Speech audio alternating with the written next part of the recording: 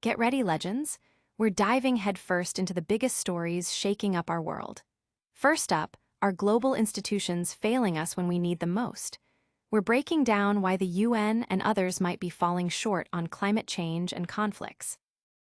Then, get ready to rumble in Niagara region, as the International Plowing Match and Rural Expo is set to host thousands for a celebration of agriculture and tradition.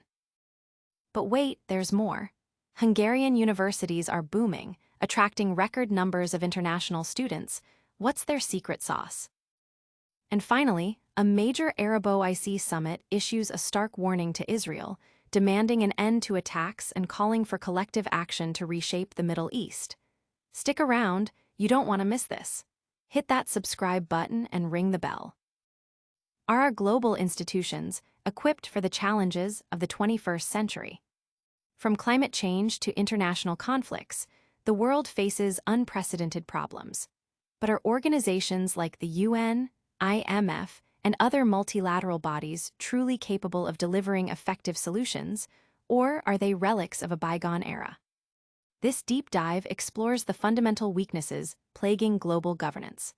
We examine how institutions designed in the post-WWII era struggle to adapt to a world with more informed citizens, pressing environmental crises, and complex technological disruptions.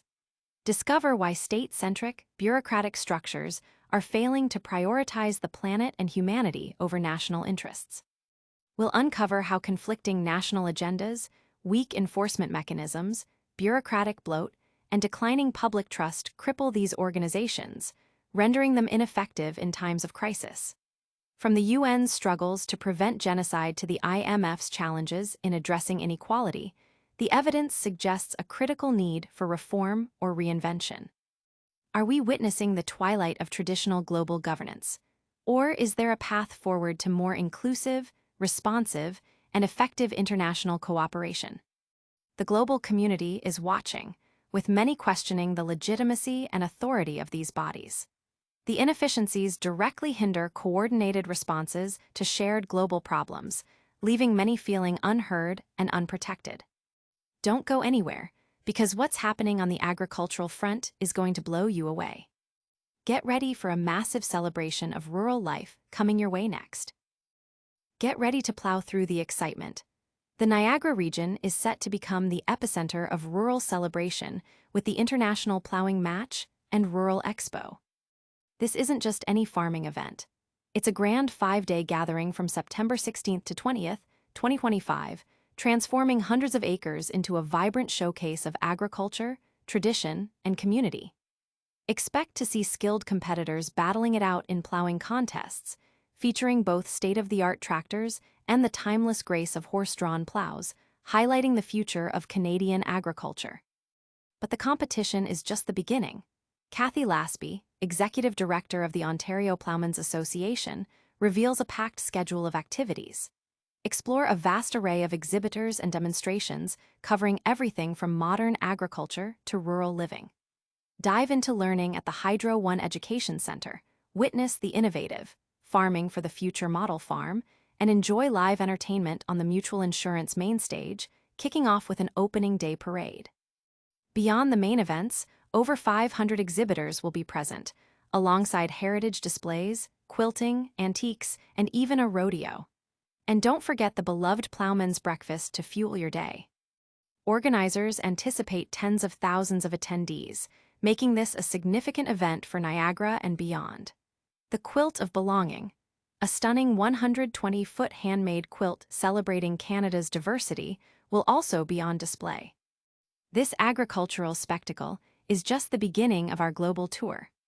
Next, we're heading to Europe, where a surprising education trend is taking root.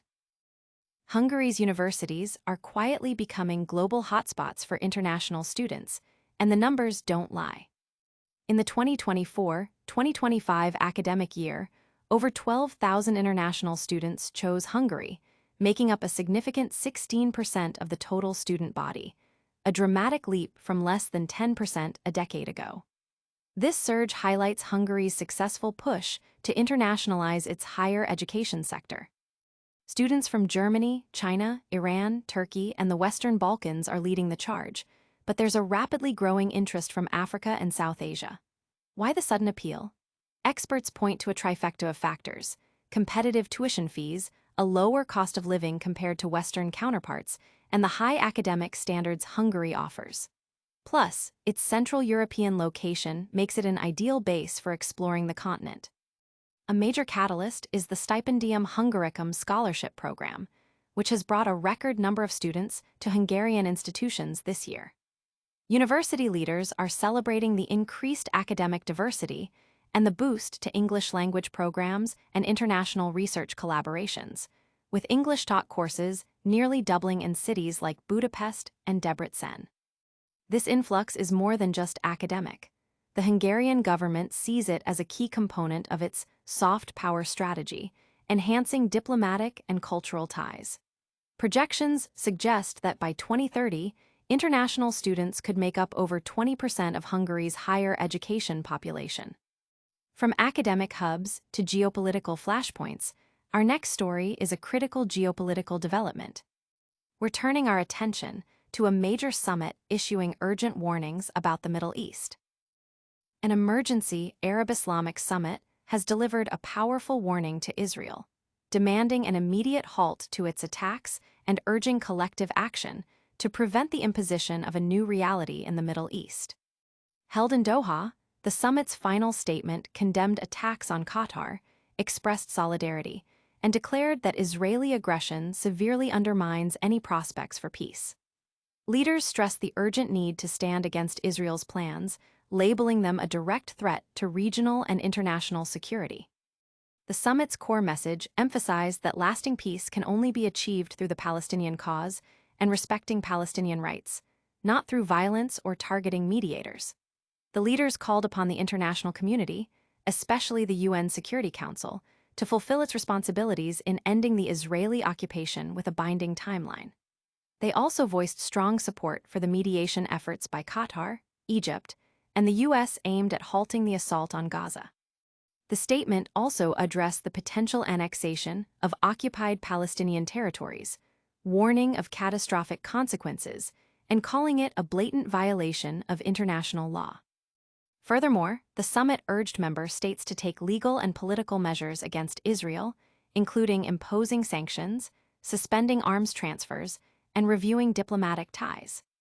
A significant call was made to examine Israel's UN membership due to its persistent violations of the Charter and disregard for UN resolutions, with the possibility of coordinating efforts to suspend its membership. The OIC member states party to the Rome Statute were also tasked with supporting the enforcement of arrest warrants against those accused of crimes against the Palestinian people, and ensuring Israel's compliance with the International Court of Justice's provisional measures. This summit's message is clear and urgent, but what does it mean for global cooperation? We'll recap all these explosive stories and more in our lightning round outro, right after this. And that's a wrap on today's deep dive. We've explored the critical failures of global institutions like the UN, celebrated the vibrant international Plowing match and rural Expo in Niagara, uncovered Hungary's booming appeal to international students, and heard the urgent warnings from the Arab-OIC summit regarding Israel's actions in the Middle East. Don't forget to like this video if you found it informative, subscribe to Legends Nexus for more hard-hitting news, and hit that notification bell so you never miss an update. Let us know your thoughts on these stories in the comments below, and follow us on all social platforms for more exclusive content.